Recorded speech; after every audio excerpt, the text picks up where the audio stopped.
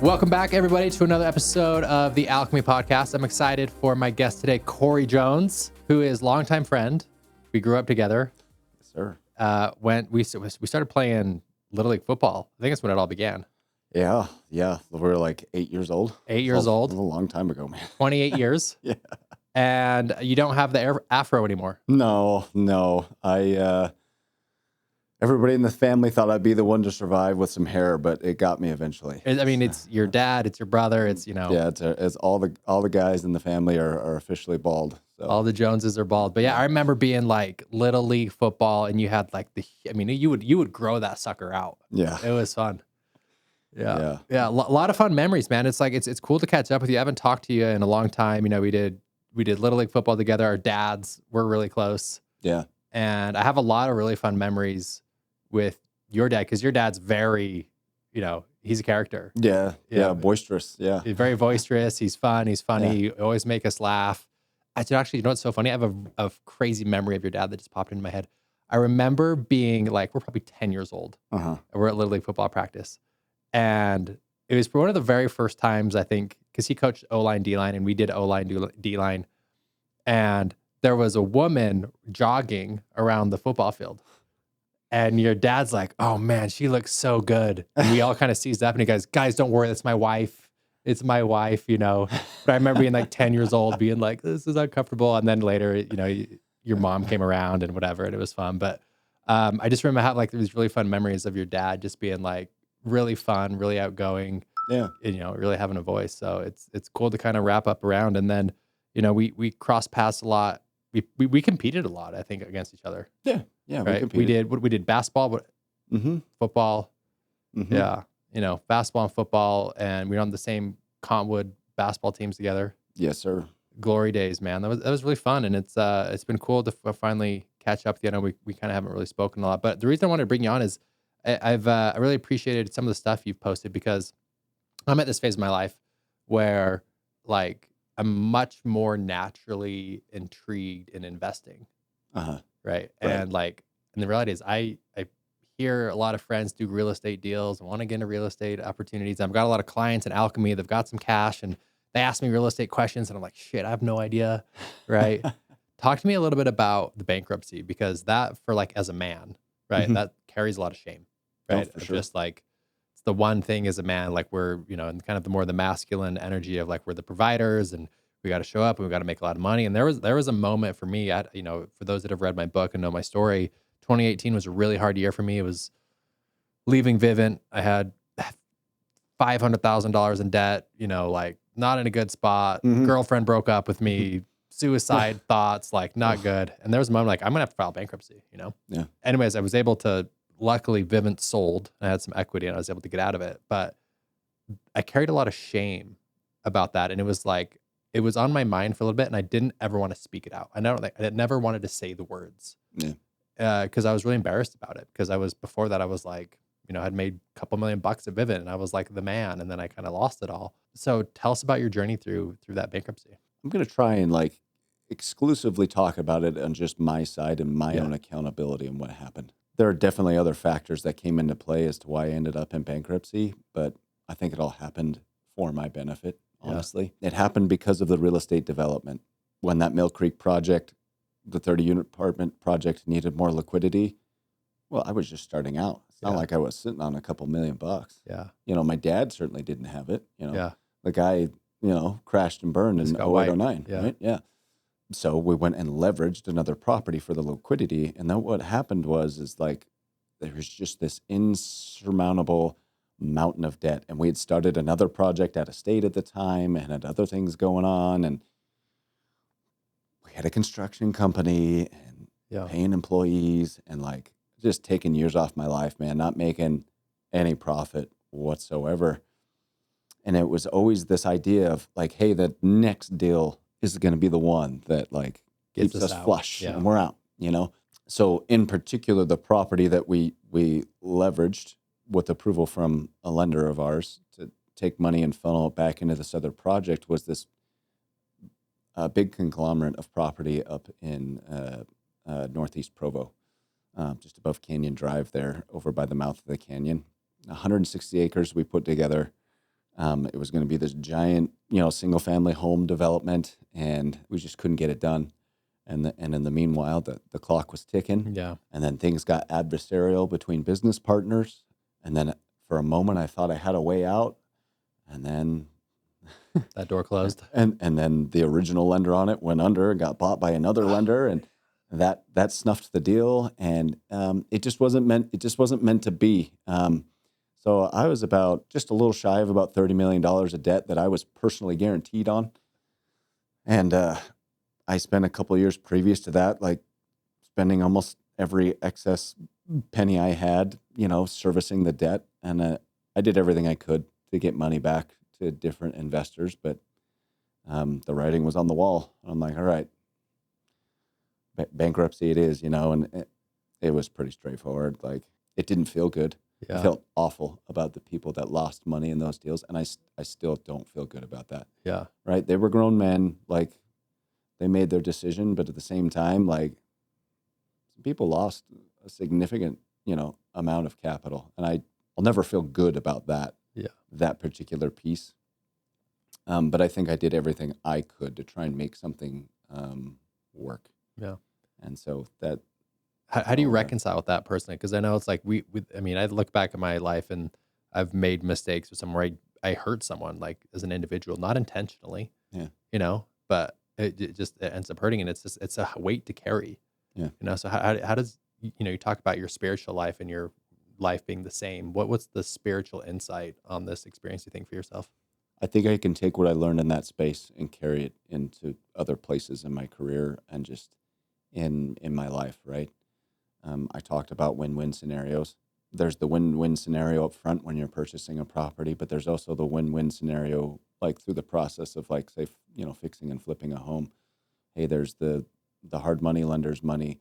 If I raised funds to do the deal, there's the other investors' money. There's the contractors I need to pay, that I make sure I get paid, because they got to feed families. Yeah.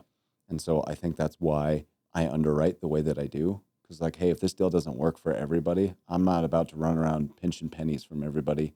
So I feel good about the project. Plus, I'd like to make something at the end of the day.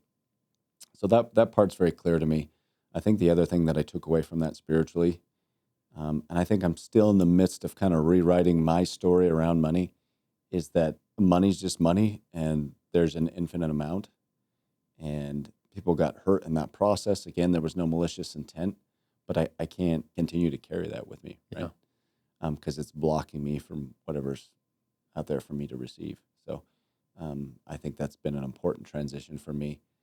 And I think I still have, I know I still have some work to do around that, but actively in it. So, man, it's just like, you look at the big cosmic scale of the human experience, and it's so big and vast, and you look back at that moment and it's insignificant, like, on the grand cosmic scale, right? But it's like, what an incredible, intense, uncomfortable lesson to learn. Mm-hmm. And it sounds like, from my perspective, is you move forward with deals because that experience was so intense. It seems like you are very much more intentional with your deals moving forward to make sure you don't get yourself in a situation like that again.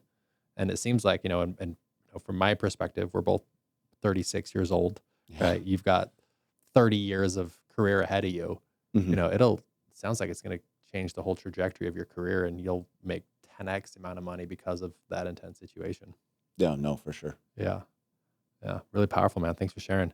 So what has been your journey into the real estate space? Yeah. So my journey into the real estate space started on the development side. Background to that, that's what my dad was. He was a real estate developer for most of his career. He still does it today.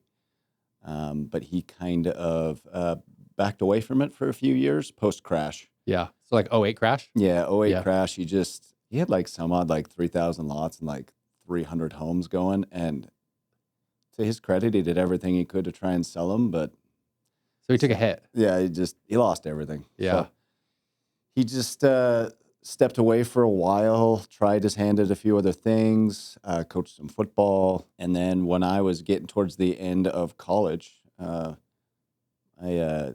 talked him in to get back into the real estate business. So I you wanted brought to him show back the in. ropes. Yes. What was that pep talk like? Basically, we were really well provided for as kids. Like, that's what I want for my family. Clearly, you know what you're doing. Like, let's quit dabbling in these other things. Like, let's get back to what you know. Yeah. So that started us back into it. And yeah, I got back into that development side and started doing projects with him and learned a lot really fast. It's like drinking through a fire hose. Yeah. So when you talk about development projects, explain a little bit more. Like, what are the details of that? Yeah. So the first project I ever worked on was a 30-unit apartment complex in Millcreek City. It was Millcreek Township at the time. Later Millcreek City, as we were about halfway through the project. We did some other multifamily projects that we entitled. And when I say entitlement, what that means is you're entitling the property for a certain use, usually with like a plat map. So what? Yeah. What does that mean? Like entitlement for what type of uses could there be? Yeah. So multifamily is a popular one. Apartment complexes. Yep. Office space. There's a variety of different office spaces. You can have office condos. You can just have rentable square footage, and that divides up into like different classes depending where you are in the valley, how close you are to the freeway, traffic count, things of that nature. The day it was built. Yeah. There's tons of like commercial opportunities, retail. Yeah. So you find this 30-unit thing in Millcreek. Yeah. Right. Yeah. So for me, when it's like, I've always want to get into this and I'll pull up some of these resources of like what's for sale. Right. And I'm like, there's so many things for sales and opportunities. I'm like, I don't know what a good deal is and what a bad deal is. Like, how do you vet your deals? Like, what do you have like criteria that you match, or like, how does one know if you're getting a good deal or not? I know that's a tricky question. So on like the multifamily side, or if you're even just buying like small multifamily, like 2 to 4 units, go above that, say anywhere from, 4 to 12 to like 16 doors. The biggest metric that people keep their eye on is their cash on cash return. So how many dollars am I putting into this? That includes like any down payment, any closing costs, if you need to rehab the property at all, fix it up at all, any other associated fees with just like getting it off the ground, and then, rents minus operating expenses, and then deduct your mortgage payment, and then you'll find a cash on cash return. In Salt Lake, I won't even look at a deal unless we're talking at least 7-8% cash on cash return. Yeah. Which can be really hard to find in the small multifamily space. But there are brokers and friends of mine that actually specialize in that space. And so generally you'll go looking for like a true seller finance deal, somebody willing to just be the bank. Yeah. To try and get the right, debt payment to make that feasible, just because real estate's appreciated really heavy the last 3-4 years. So. I mean, it's crazy. I mean, just in the last couple of years, because I'm always on Zillow. Right. It's fun. Like I'm the type, like if some people scroll Instagram before bed, I'm scrolling Zillow. Yeah. Bro, there was a house. I don't know if you saw this. There's a house up in Mount Olympus. Oh boy. I don't know if you guys saw it posted. It's like I posted like $13 million. Yeah. And it was like this. I've never seen a house like this up in Salt Lake, and it looked like a house that would be in like Beverly Hills. I don't know if you know your house. I know what I'm talking about, but yeah, I'm like, holy smokes! Like these houses are going crazy. But yeah, I'm the type that's on Zillow before bed playing the house game. But I've noticed. I'm like, I'm not in the industry. I'm not an investor, and I'm like, these homes are going up. Yeah. Right. Why is this market appreciating so fast? The first thing you look at is just like simple economics, right? Supply and demand. We can't build fast enough. And there's not an incentive to build fast enough. That's kind of slowed down as interest rates have risen. Yeah. And then the other problem that people don't like to talk about, it's a local problem and then a government problem, both the citizens and the government. A lot of cities aren't staffed well enough to move through regulations and plan checks and all the red tape fast enough to get a builder a building permit to go vertical. Is that a common problem? Is just like getting the permits and the government is just like an inefficient system? Yeah. I saw it go up from like the beginning of my development career. Like it took maybe all the way from putting the properties under contract to getting them entitled, like that was a 6-month process. Now something like that takes sometimes 12 to 18 months. And that's just getting approval to start building. So in the meantime, like if you're not all cash into that deal, you're accruing cost all along the way on top of what we call soft costs. So like engineering, architecture, consulting fees, whatever, studies, soil studies, environmental studies. And these are things that I'm not even thinking about. Like this is just way out of my world. Graphic studies, just depending on what the property looks like. So it can get very layered. So that turns a lot of people away from development now. And really a lot of development deals you see now are really large because that's the only way that they pencil. Yeah. And then you come and you've seen bigger developers come to town to play ball. Because it's so competitive. I mean, it's competitive. It's lucrative. Yeah.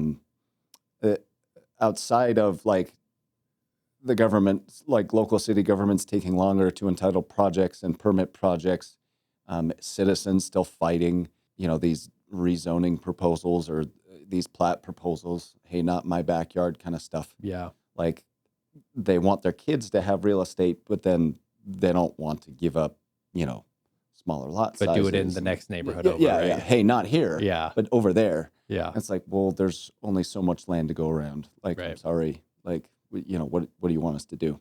Yeah. So that's a piece of it. There are other pieces in that realm as well. I think the other thing that's caused such a boom is you've just seen really an influx of opportunity, like via business, just the tech scene here. Yeah. So there's tons of money here. Yeah. So you've had all kinds of talent come this way and buy up houses and cash and try to compete with that. Yeah.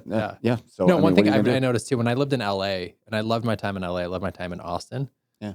And then when I came back to Utah, I was like, wow, this place is actually really special. When you grow up here, you don't realize how special Salt Lake City is. No, for sure. Right. You've got the nature with the mountains. You have there's like this, and I think it has to do with the church too, but like there's this like entrepreneurial industriousness energy of like, let's go figure it out. Let's go make it happen that you don't have in other places of the country. And so you kind of combine this industriousness with the epic nature. You've got a great airport, right? With a big Delta hub. I think that matters. No, it's a big deal. Yeah, it matters. And you've got a really cool place that's really family friendly and, economically friendly. And you just don't realize that as a kid growing up here, how kind of special it is.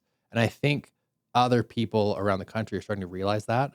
And you're seeing an influx of people coming here. I think just during COVID, how many people like from California and wherever moved here? No, I don't have a statistic on that. One of the big indicators to me is when Waterford started to. There's I think over 200 kids now that get bused from Park City to Waterford. Waterford's a private school in Sandy every day. Yeah, and so they're busing kids from Park City down to Waterford. Yeah.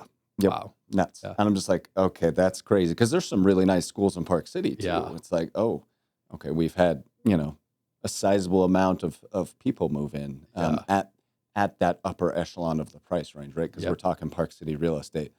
Like up and down, it's kind of easy to talk about the Wasatch Front. And then when you start talking about the Wasatch back, especially like Park City, if you get into like downtown Park City. Is that the most coveted real estate in the area? It's certainly most expensive. Yeah. Alpine's pretty coveted right now. Yeah. Highland. Yeah. As far as Utah County goes. Yeah. And then a lot of that Wasatch back, Heber, Midway. Yeah. People love it. I would love to build a house in Midway. Yeah. Right. That's like my dream goal is I want to build a huge, it's called Interlake and like that part kind of up tucked in there. I would love to have a house up there. There's actually one of my dream houses up there. It's like a $2 million. You can look it up on Zillow. It's just like kind of this futuristic, modern floor to ceiling windows house. It's up there. I would love that thing. What are you doing, Doug? Cut I know. Check. I got send this podcast to your friends so I can get more listens. Yeah. Right? I got to start advertising here so I can get this house. Slowly. Yeah, we'll chip away. But no, I wanted to get back to that first deal you did. So you did this 30 unit deal in Millcreek, right? Yeah. What did you learn through that deal? I could write a book on everything not to do. Let's hear it. Give us the chapter headings. So my dad is an expert at putting deals together, getting things entitled right. I think where we fell really short on that deal was just the construction management side. And we thought we had the proper third parties in place to get us through. but it ran into some major roadblocks. And so in order to get the density that we wanted, we had to do what's called subterranean parking, or just underground parking for like common Subterranean. folk. Hey, let's be professional fancy, here. Yeah. fancy. Yeah. I'm, shout out to the Emerald program at the U. Yeah, subterranean parking, underground parking. And what we wanted to do in order to get enough parking stalls, because you have to have so many parking stalls per doors, the city code, right, to get the density. We wanted to do what are called precast double T's. So rather than like, if you go into a parking garage, you usually just see the giant cement pillars that take up a stall or two in the parking garage. These the pillars go on top of the parking garage, and they'll brace whatever load you put on top. So you had to order those in advance. We did that. We get a company in there. We excavate it out. Bring another company in to do all the flat work and the concrete work. And I was out there the day that they brought these giant precast tees down the street. They got a crane to drop them in.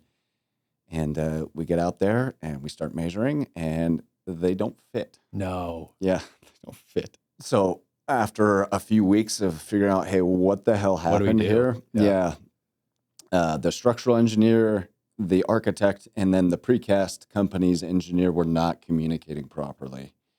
And the structural engineer changed the wall thickness on the north side of the parking garage by, I think it was just like an inch or an inch and a half, but that's all it takes for it to not fit. So that didn't fit. And then later we found out that the precast company only engineered half the load on its bracing system for the tees that they poured and the bracing system that they installed into the parking garage walls to set the tees. So it's probably a really good thing it didn't happen, but that sent that project back about a year and a half. Yeah. The city was freaking out. The county was freaking out. Everybody was in a mad scramble. So do you eat the cost on that? Like, how do you reconcile that?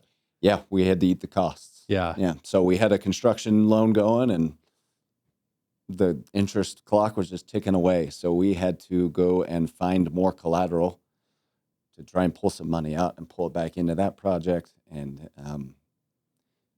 it eventually got finished and sold. We wanted to keep it, but by the time we got done, we didn't want to put any more money into it by the time we finished construction. So did you have to sell it at a loss?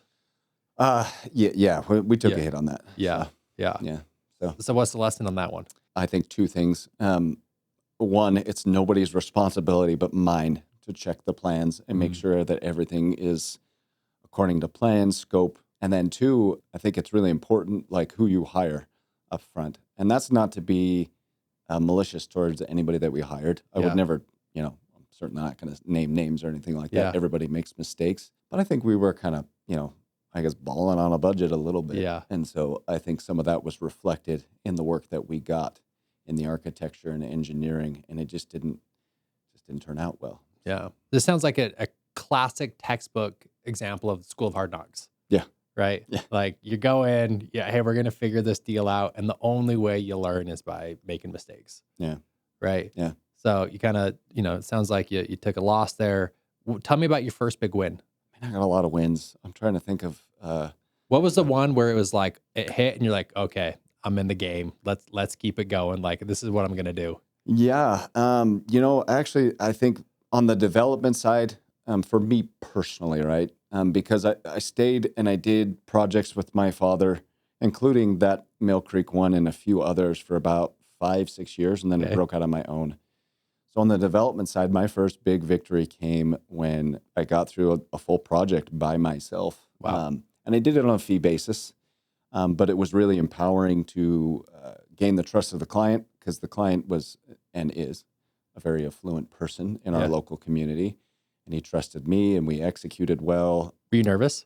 Oh, yeah. No, super, super nervous, but we got through. We jumped through all the hoops. He might have felt like it was a little muddy.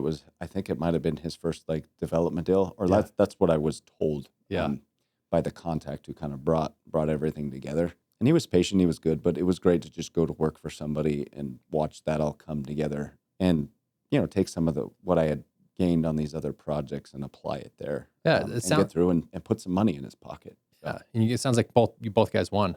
Yeah. Right. So it sounds like to me that you overcame some imposter syndrome. Yeah.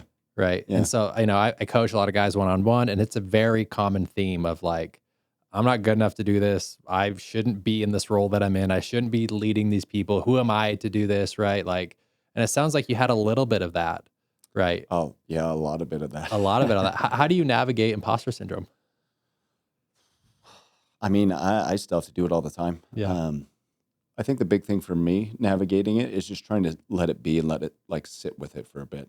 I think sometimes we're such in a hurry to dismiss that feeling, that it comes back 30 minutes later, right? Yeah. If you're trying to shove it out the door, or stuff it down, it always kind of rears its head. And that can be attached to, self-worthiness and other areas of your life that maybe are bleeding into that and amplifying it, right? And so for me, I just try to take a few beats or even a few days and just look at all the evidence that I do have and all the people in my corner, and to know that I'm confident enough, no matter what happens, like I can land on my feet. And I think I've proven that. I mean, I've been through some heavy real estate projects that didn't go so well. I've been through a bankruptcy. I've been through a divorce. Like, and it's not a woe is me thing. It's just like, hey, you've gone through Life's some really hard. heavy stuff. Yeah. You're cool, man. Don't even worry about it. You'll figure this out. So Yeah. I love what you said there, man. It's so profound of like this tool of sitting with it. And I think, that's what my whole next book is about, is like increasing your capacity to feel discomfort. And in my life, the greatest asset I've given myself is my ability to feel everything.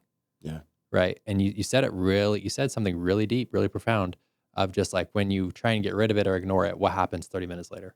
it just Comes comes back back, right? louder, Yeah. louder. Yeah. Yeah. What you push away gets bigger. hmm Right. And in my personal journey of going through hardship, I've learned that the resistance to the pain is more painful than feeling the pain itself. Yeah. Right. Yeah. So this insight that you're saying, I think it's so deep, Corey, of just like sit with it for a moment. You said a couple of days, right? Yes. Just be with it. Yeah. I can handle this unpleasant emotion. And then you something so profound that then you stack your evidence. Like, here's why I'm actually qualified for this thing. Here's what I've done. Here's my skill set. This is why I am capable, right? And really, this whole thing is tied to self-worth, right? And so I think this is just a powerful toolkit that you can use, whether you're going through bankruptcy, whether it's imposter syndrome, whether it's going through divorce, right? That everyone can use in their own life, whatever you're going for, whether you're being an entrepreneur, a business leader, a husband, a father, right? It's going to be a common theme of always feeling like you're not quite good enough, in the imposter syndrome. So I think that's so profound, man. So you've got this deal, prominent business owner, both parties win, hmm right? hmm What happened to your confidence after that? It just continued to increase. Maybe not even increase. Maybe just uncover of what was probably already there. Yeah, Because there are other confident moments in my life that kind of just, I think sometimes we cover them up. Mm. When life, smacks us around a little bit, we kind of forget them. So yeah, confidence in doing the actual thing, but then letting myself feel the other confident moments that I've had. So yeah, and then innately being able to confidently serve others, which is big for me. Yeah. Say more about that. Investing in, I think in any medium can be a bit of a kind of a cutthroat game. That's how people like to play it typically. I'm a little bit different, I think, in the way that I go about it, or at least that most people go about it. I'm just looking for ways that everybody can win. So whether that's, my client, somebody who's selling me a house, if I'm not flipping it myself, the guy I'm wholesaling it to, like I want him to walk away and have a good deal. Yeah, I want to get paid, but like this doesn't work for everybody involved in this transaction, and I can't provide that value, I don't really want to be a part of it. So for me, rather than always like trying to do more deals, it's about, hey, how can I find the deals where I can bring the most value, bring the most service, and then not worry about the rest? Because in my opinion, I think the reason people kind of play that cutthroat game is like this scarcity they Scarcity cling to. mindset. Yeah. To me, it's like there's always another deal. Yeah. And it took me a while to like realize that. But funny enough, it's something my dad always said when I was a kid. Oh, there's always another deal. Mm. And it's true. I know Salt Lake and like the Wasatch Front isn't as big a metro as like LA, Miami, whatever, Denver, Phoenix, like they're all bigger metros, but like there's so many deals going on right there.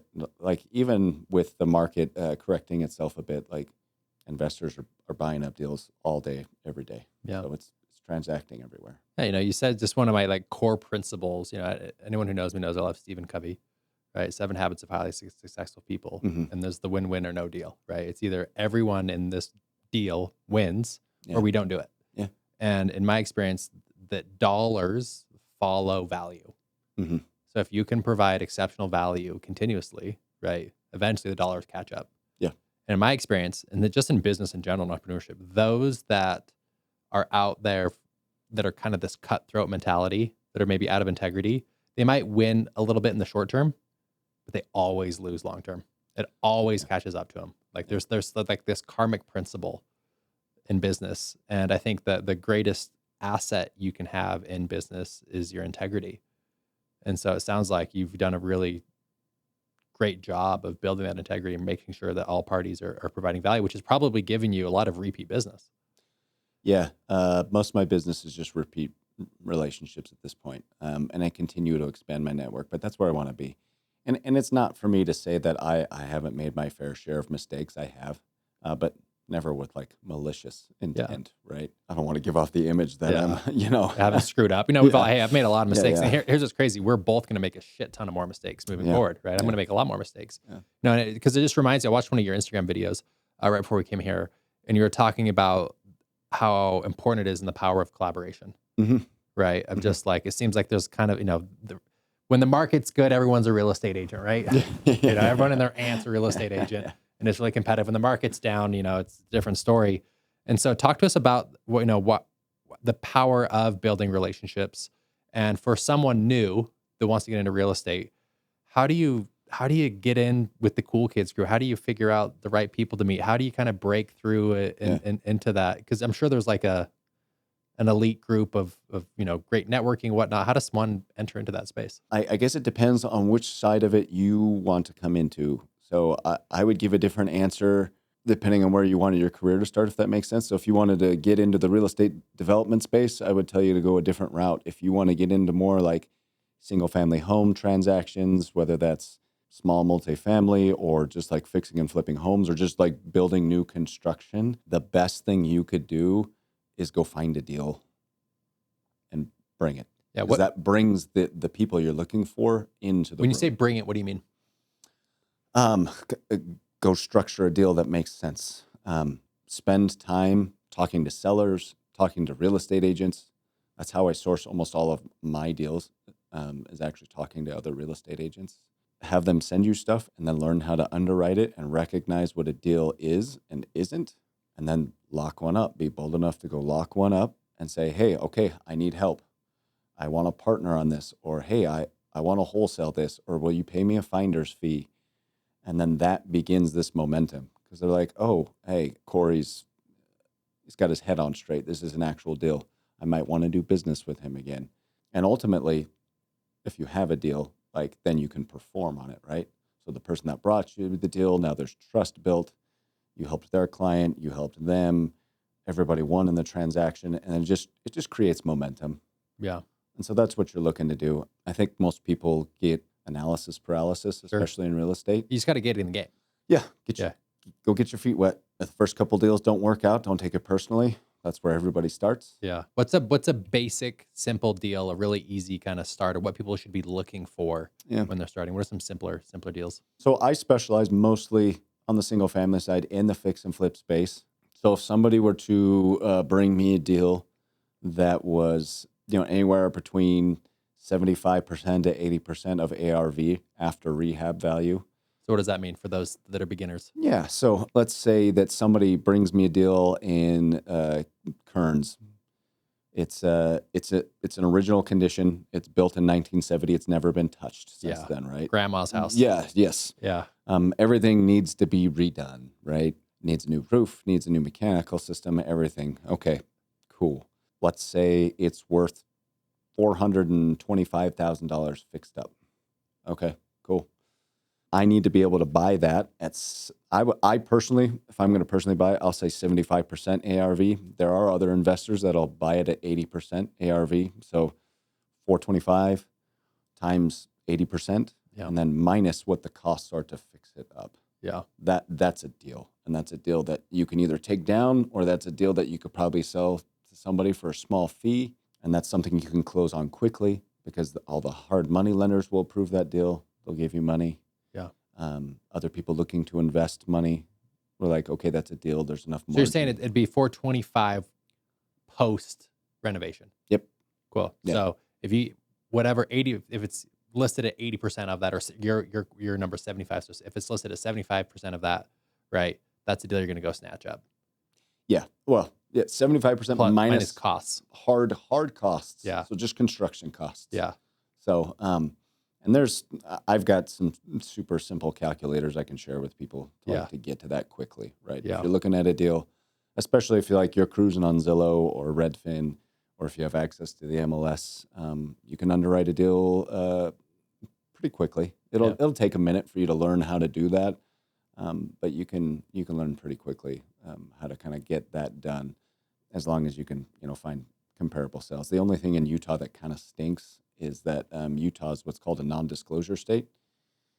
So you need an agent, or they have to disclose what they sold the property was sold for at some other point in the transaction. Little extra hoop. Yeah, a little extra hoop to jump.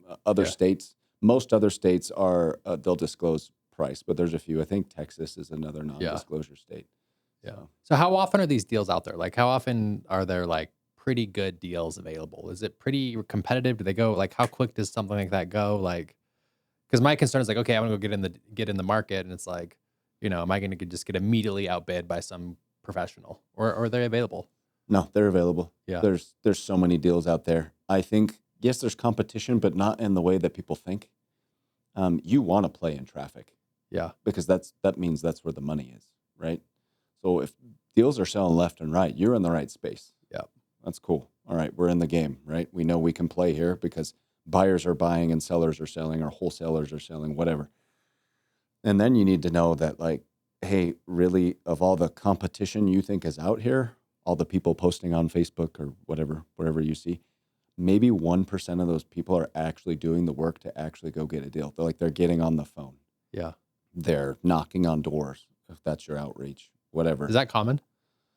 Door knocking? Door knocking? It's becoming more common again, which is kind of refreshing. I haven't knocked doors since my little last stint at Vivint, but that was it. That was the last time I knocked doors. But you're seeing it more common as a method to get direct to seller. Yeah. I get on the phone and I cold call every day, but tell us about that process. Because, like, I'm a big believer in, like, whoever takes the most swings, who's willing to feel the most rejection. Yeah. Is going to be. So to walk us through your cold calling process, is it? Yeah. So I prospect to other real estate professionals, which people are like, what? Wait a minute. Real estate agents get a really bad reputation. Yeah. And there's been the lawsuits the last couple of years. Well, I don't know about the lawsuits. Fingers. The whole NAR, the National Association of Realtors buyer broker commission thing.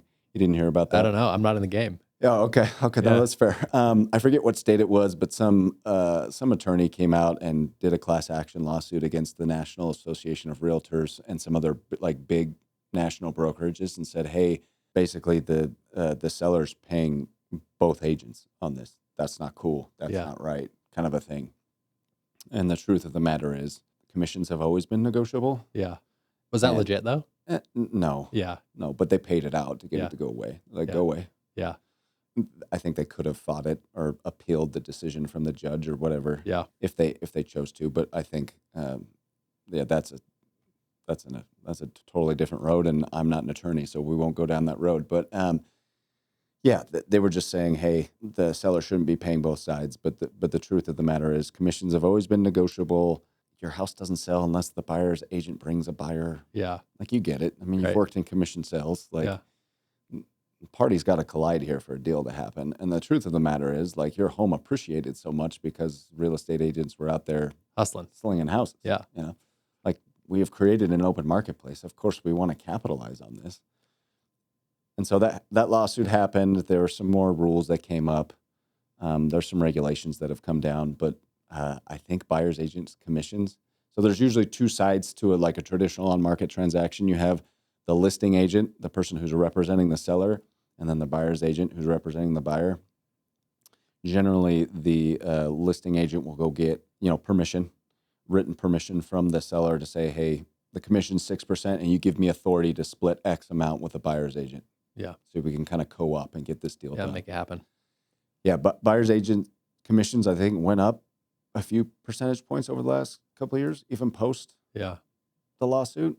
I think everybody understands. Yeah. But I think people just like to get loud about real estate agents and door-to-door sales guys and used car salesmen and whatever. That's the right way to do it. Salespeople. Yeah. But you're grinding. You're making the phone calls, right? So talk to us about your cold calling approach. Like how does, because that seems intimidating for a lot of people, right? Yeah. Like on the phones. Yeah. So walk us through your approach. I just usually call for an hour and a half every day.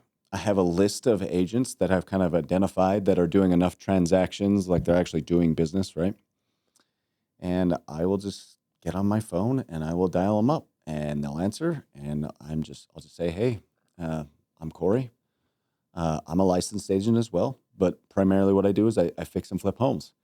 And I just want to see, you got something in your pipeline, something around your neighborhood that, needs a little love. Like, I'm looking for another project right now. Let's work together. Yeah. That is literally how I initiate the conversation, and that is it.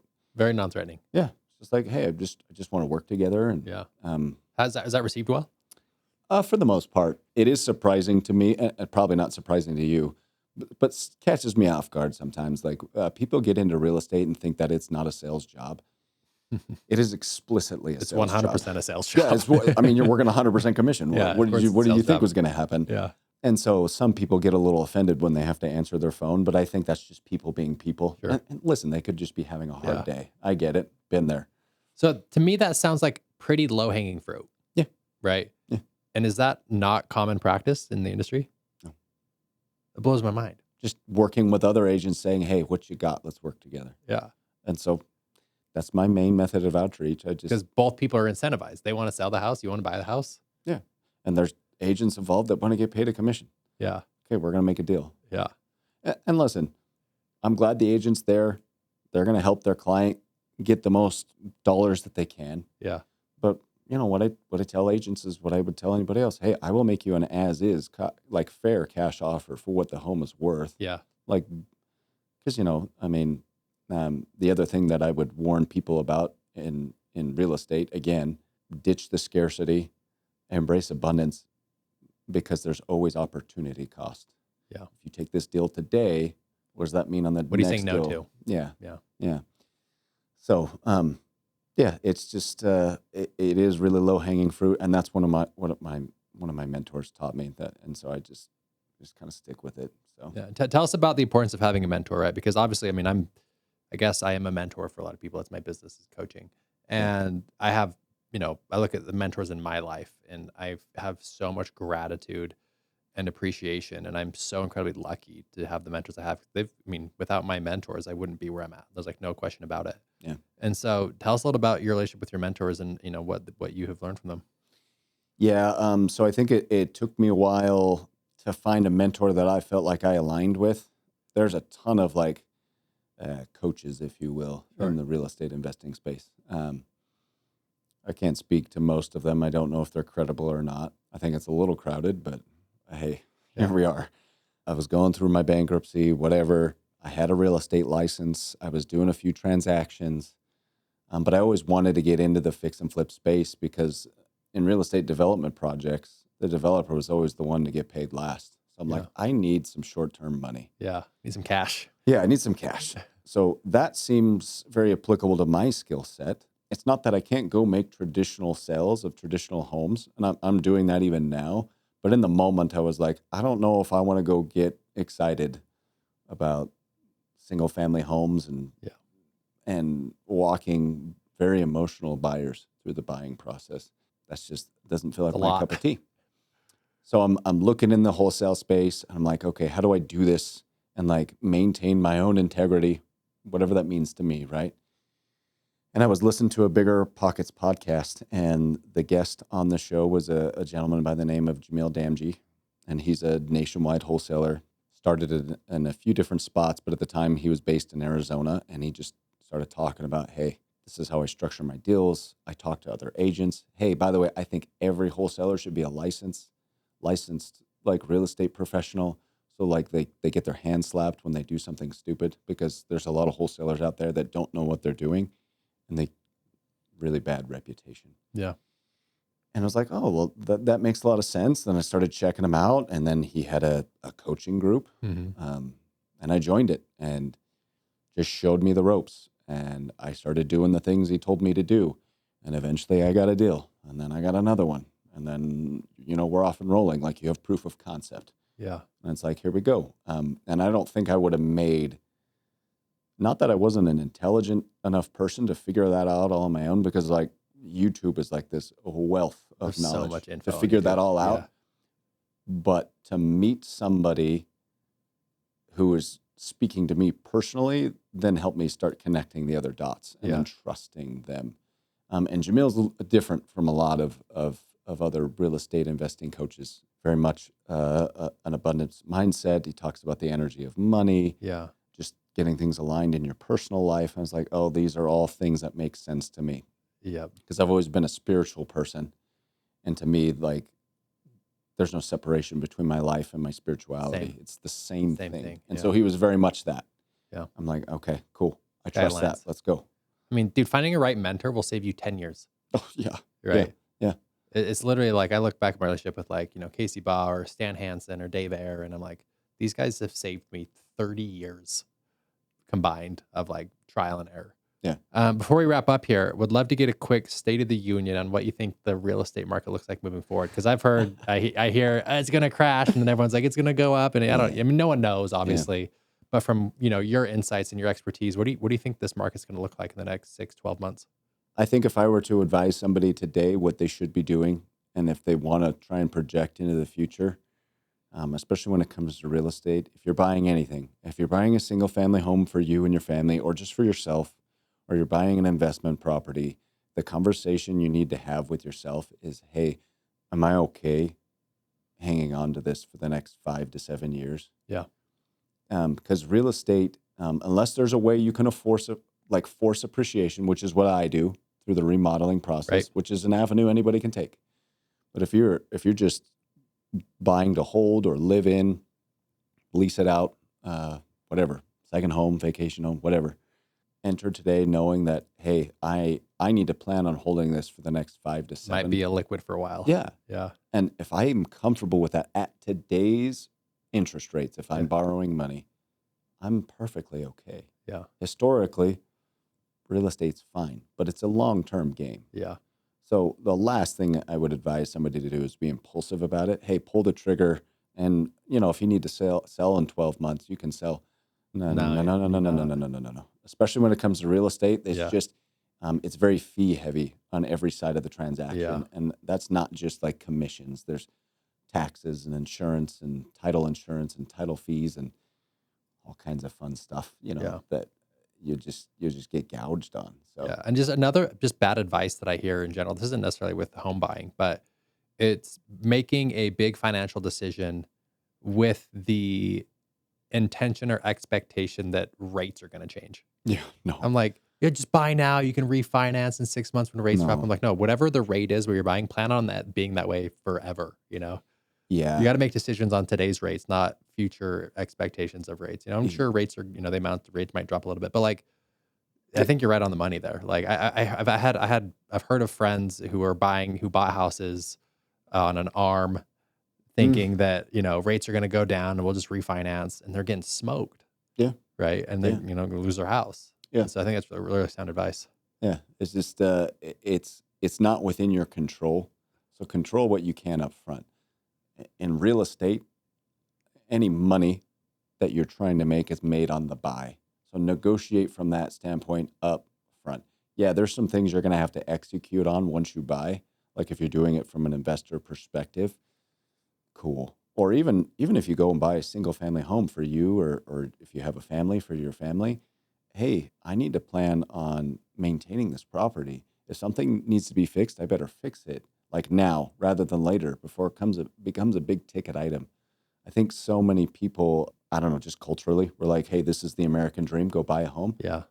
I think there's a lot of emotional security that comes from owning your own home. And I think it's a forced savings mechanism. But is it the greatest investment you'll ever make from like a financial perspective? I hope not. Probably not. I hope not. Yeah. But for some people it is, and that's Yeah. okay. Yeah. That's okay. I'm not throwing shade at those Yeah. people. But then at the very least, learn how to maintain it Yeah. and plan for that properly. Yeah. You know? Yeah. Because if you ever need to resell it, like Yeah. you gotta think about it differently rather than, hey, I can afford this and today and like you said, date the rate. That Yeah. makes me cringe when Yeah. people say that. Yeah. No. Don't do that. No, plan to hold it that way forever. Yeah. The way I look at how I don't own a house yet. And the reason it has been is because I'm not going to buy a house as an investment. Yeah. Right. If I'm going to buy a house, it's because it's where I want to live. Yeah. Right. And so for me, if I want to do an investment, I'm going to go do something I know better, private equity deal or something like that. And at the same time, I know a lot of people have made a lot of money on the equity of their houses, but a lot of times you have to roll that over. So yeah, I think it's really sound advice. I'm excited to see how this market kind of rolls out, man. And It'll be fun. that'll be fun. And you're in the game. So I admire you for that. And it's been really exciting to hear your story and learning a lot. And I appreciate you coming on, man, and sharing your wisdom. And it's great to catch up as, we've been friends for 28 years. It's crazy. So You're making me feel old, man. yeah. Hey, we're both old. Yeah. So if someone listening has a specific real estate question, what's the best way is it Instagram DM or what's the best way to get in touch with you? Instagram DM's great. I'm active there. Yeah. So shoot me a message and let's start a conversation. If it goes further from there, I'll just shoot you my cell number. Cool. And what's your Instagram handle?